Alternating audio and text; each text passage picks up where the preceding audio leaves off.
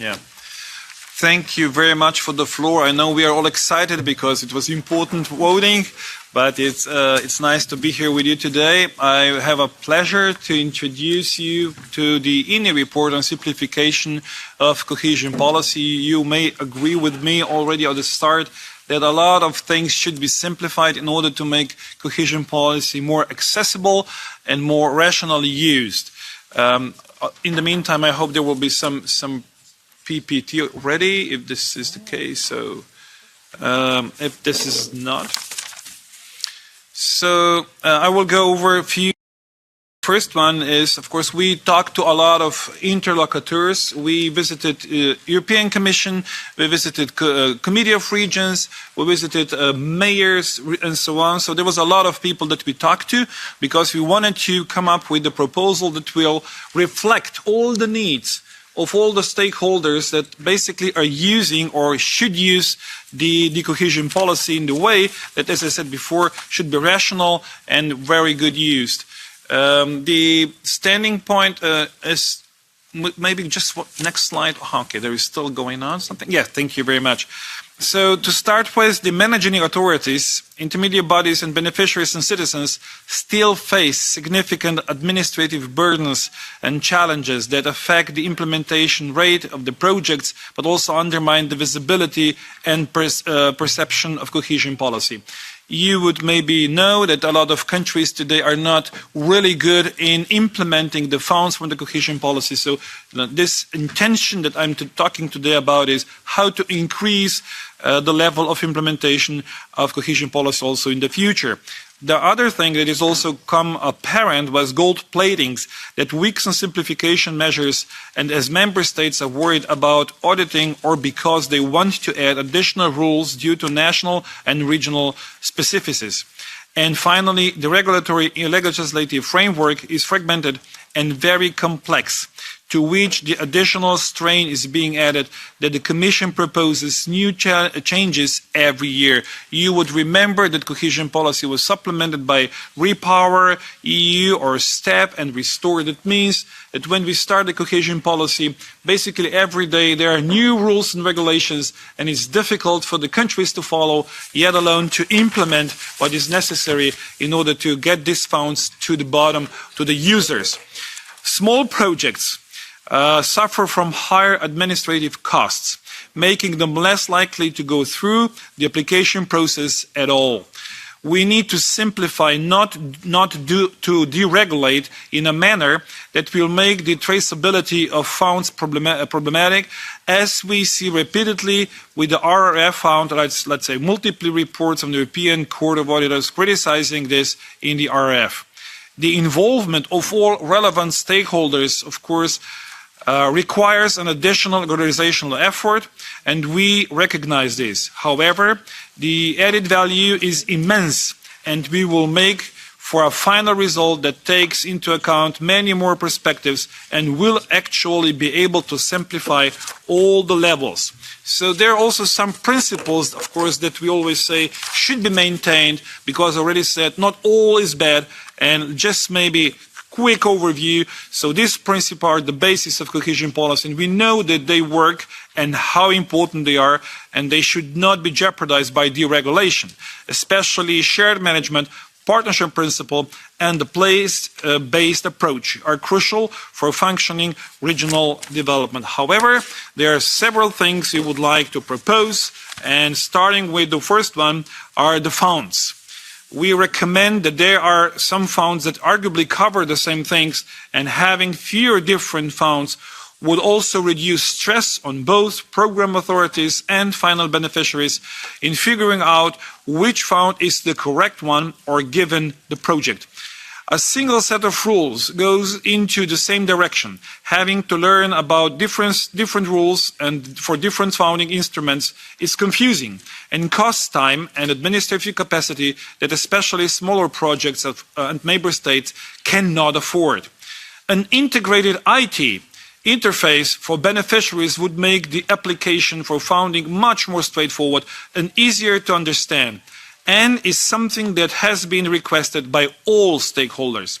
Mandatory allocations toward community-led local development and integrated territorial investment are crucial, and as they promote a more local and grassroots form in policy making. Further on, territorial and governance impact assessment should be included in the European semester to ensure recommendations are properly tailored and at all the territories. The single audit approach so as an audit system in which each audit layer builds on work done by the processing one to avoid duplications of audit work should be strengthened to avoid unnecessary bureaucratic burden.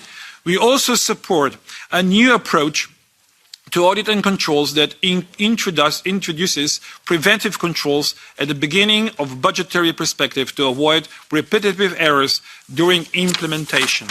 So this is bringing us to the recommendations. The centralization approach, cohesion policy, like an easy way out, but it is a lazy way that will only result in less targeted policies and projects, and the regions will suffer. We know that the bottom-up approach is necessary for constructive regional development.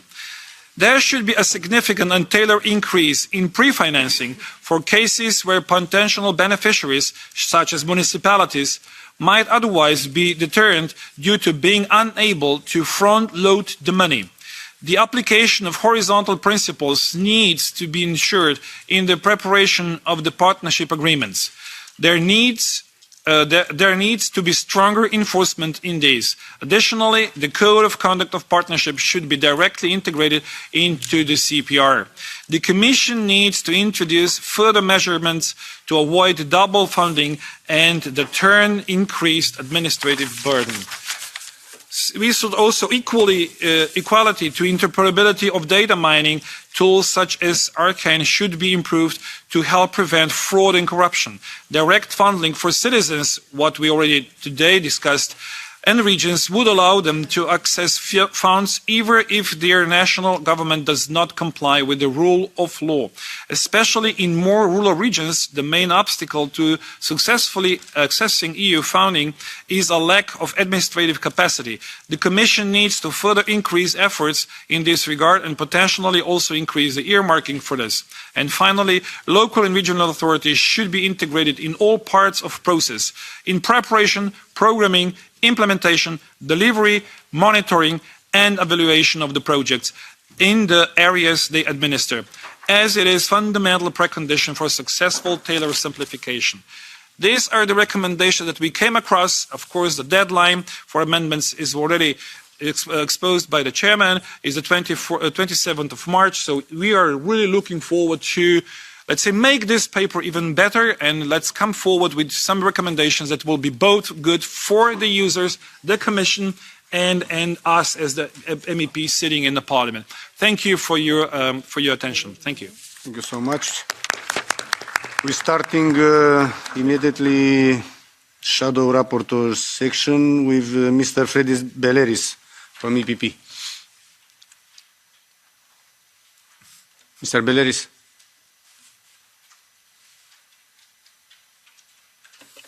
Ευχαριστώ, Πρόεδρο. Αγαπητοί συνάδελφοι, είναι σημαντικό σε αυτό το κείμενο να αναδείξουμε την ανάγκη για απλοποίηση των ταμείων συνοχής και να δώσουμε ένα σαφές μήνυμα. Πρέπει να επικεντρωθούμε σε αρκετούς τομείς. We, above all, need to increase the effectiveness, the transparency as well, and make sure that it's a simplified procedure in order to contribute to social cohesion. It's very important that we have a stable framework. Above all, the complexity to access funds should be reduced, and the lack of transparency in previous phases should be reduced. There could be some simplification proposals without causing any damage. For example, supporting results through financing, and there should be a lower burden as well. Furthermore, an MFF could be permitted, which would then reduce waste. This is in the interest of our citizens. We need to implement a real simplification. This would make the Cohesion Fund simpler and more effective. This would be good for our member states. It would increase our social cohesion. I'm looking forward to our collaboration to find a common position of the European Parliament. Az Európai Unió támogatási rendszerét átláthatóbbá, egyszerűbbé. Thank you. This Cohesion Fund should be more simple and transparent. We all agree with this. This is for SMEs, for NGOs, and for LRAs as well. It should be easier for them to receive their money.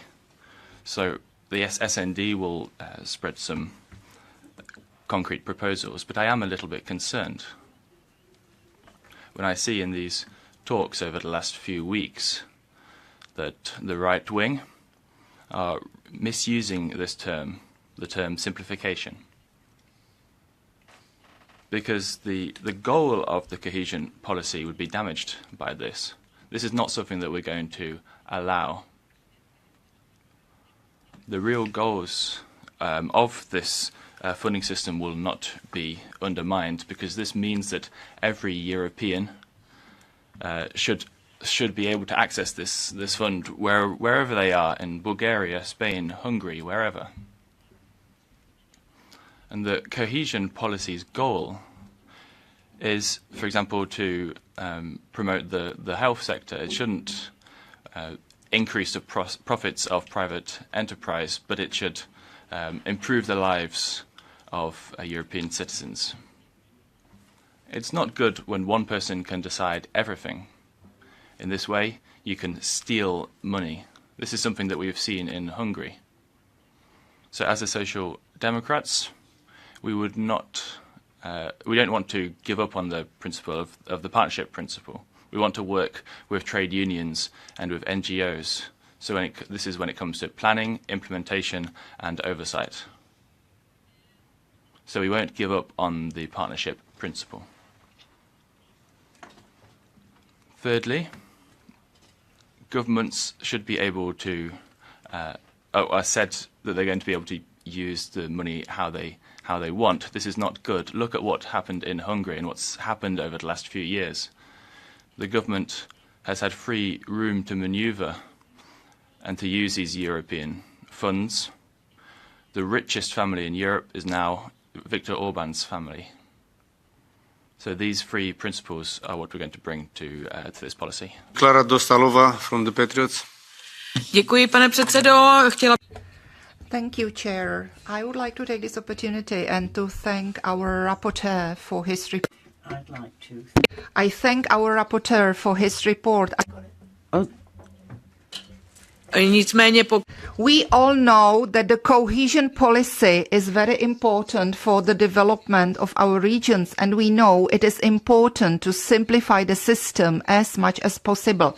In my opinion, the following principles are the key. First, single audit principle. That is, one thorough audit that eliminates other unnecessary audits. Then, projects approved at the regional level should not be subject to other major audits if there are no significant shortcomings. Then, second, principle of proportionality of control, so that small projects are not overloaded with unnecessary administrative burden.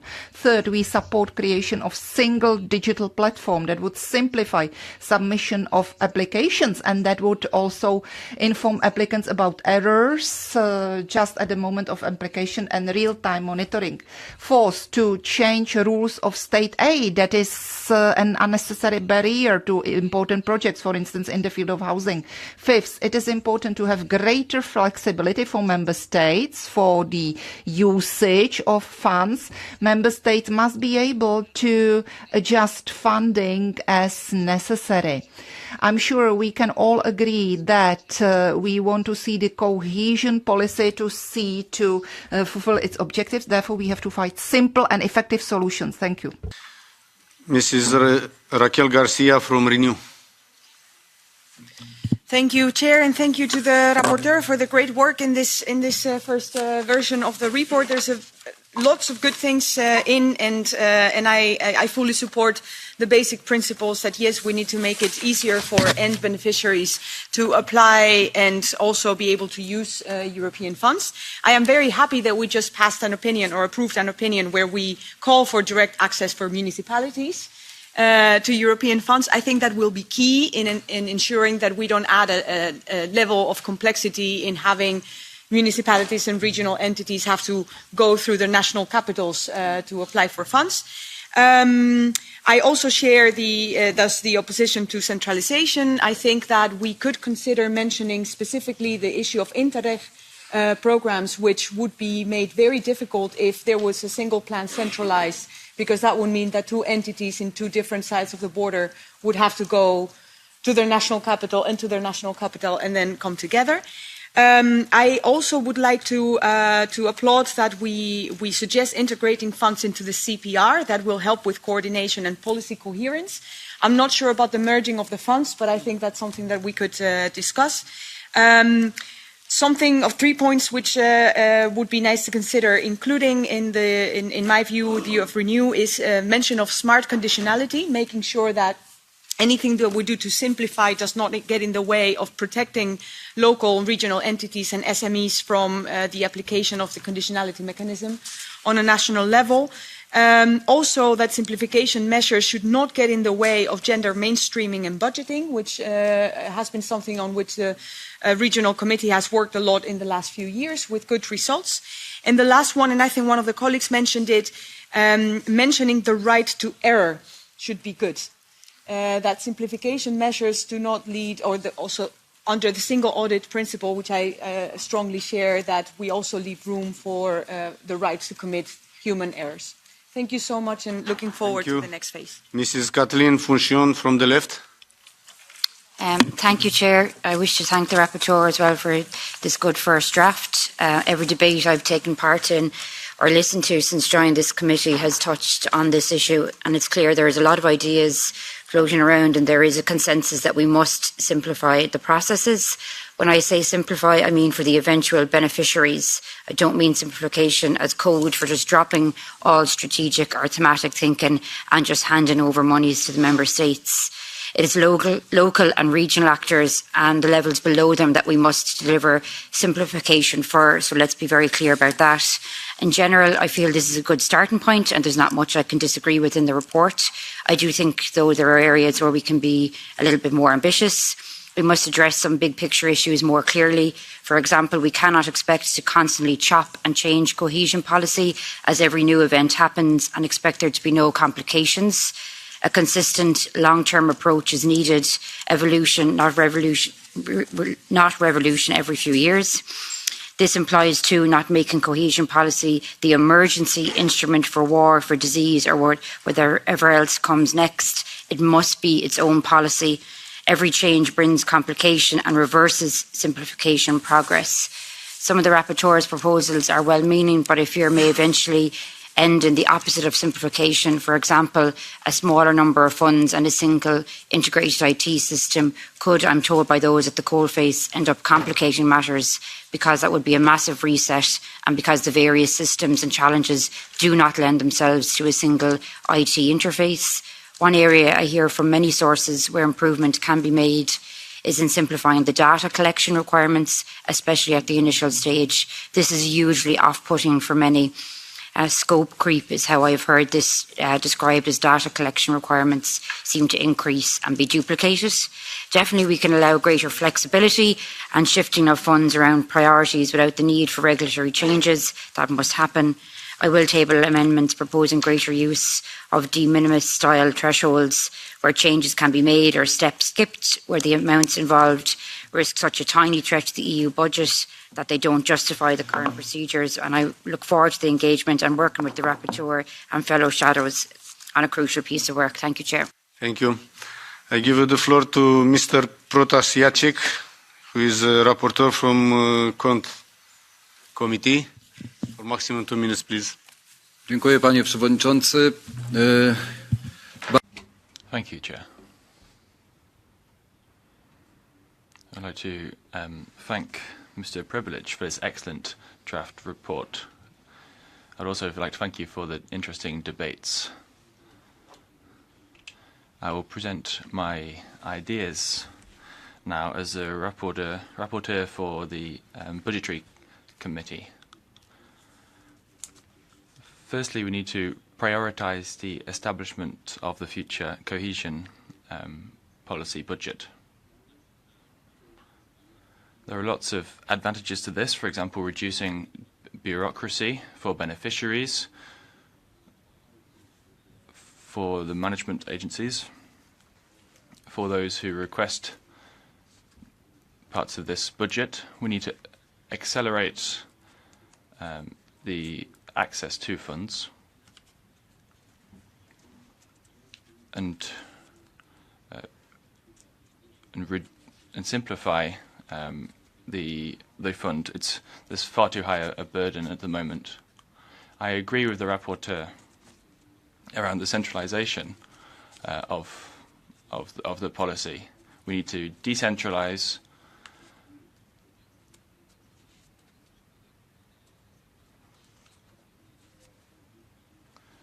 and in the future MMFs. These decisions need to be made at a local level because it's at a local level that we better understand the justifications of these decisions. We need to align the money of the European Union, but that can also lead to inefficiency. And it can slow things down. So the simplification must also be linked to oversight mechanisms which can improve the quality of the management of these funds, including investment in the oversight mechanisms in order to simplify oversight and simplify it for the smaller beneficiaries, develop automated systems in terms of the audits of this management. This is reflected in the amendments that I've submitted as the rapporteur of the Budgetary Committee. I hope that this will contribute to improving this policy. We start with Mrs. Kalinets for maximum 1.5 minutes, please. Oui, merci à notre collègue rapporteur. Thank you to our rapporteur for this report on simplification. I'm currently asking the major organisations in France about their report, and there are certain concerns around this, especially around the proposal of fewer funds. There is the Cohesion Fund, but we also sometimes forget the sectorial fund, which also affects our regions. We need to look back about double funding and set priorities. We need to work with the beneficiaries. Yes, I agree with that we shouldn't have gold plating, but sometimes it's member states that add this. People shouldn't have to ask for the same document twice. A new audit measure would mean 7 new reviews. And sometimes this is very contradictory. We need to prioritise resilience in order to prioritise performance. So yes, the goals need to be territorialised and not centralised. This fund will have some other goals, but we need to use these in order to finance security and defence measures. Thank you. Ja, vielen Dank, Herr Vorsitzender. Danke, Herr Privilege, für diesen wirklich gelungenen Bericht. Und Vereinfachung ist ja ein Thema, was uns alle beschäftigt, seitdem ich in diesem... Simplification is something that we are all dealing with, for example, administrative burdens. The question comes up all the time, and we can simplify things. We do need inbuilt mechanisms which will protect us from abuse. We need the precautionary principle in our authorities. And then sometimes the final receiver can't deal with this. Often these periods start far too late, so the texts need to be published at the start of the process so that they can be written very quickly. Another part of simplification is that if we want to change processes now in order to simplify things, we will need to keep some processes, because for authorities they will be used to some processes and otherwise there will be an extra burden. We've also seen the requirement to report. These time limits have been reduced. We need to work on this in order to make it easier to apply, because sometimes the administrative burden is far too high. The important point is that regional policy as it is shouldn't be further centralized. We need to have a shared management and retain the shared management at a local level.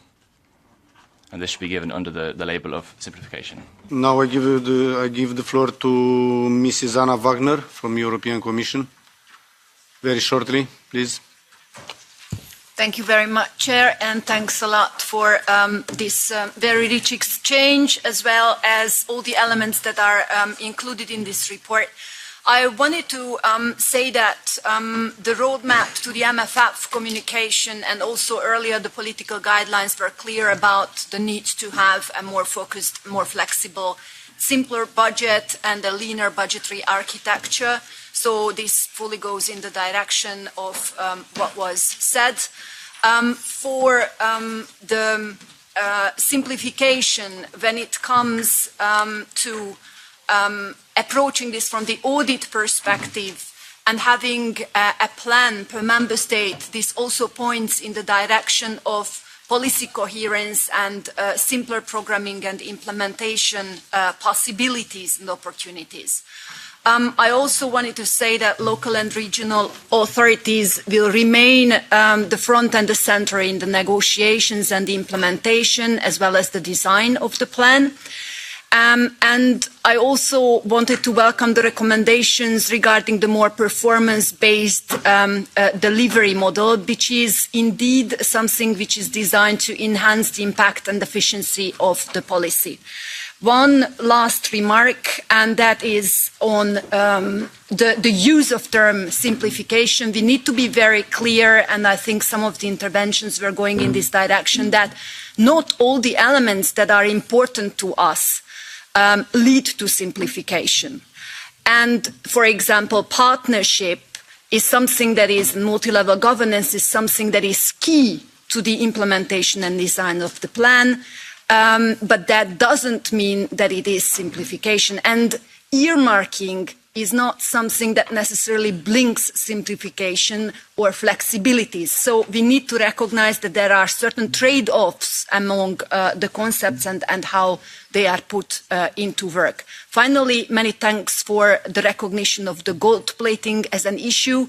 And I welcome the fact that some of these recommendations and considerations are actually addressed also to member states and regions who implement the funds under shared management. Thank you.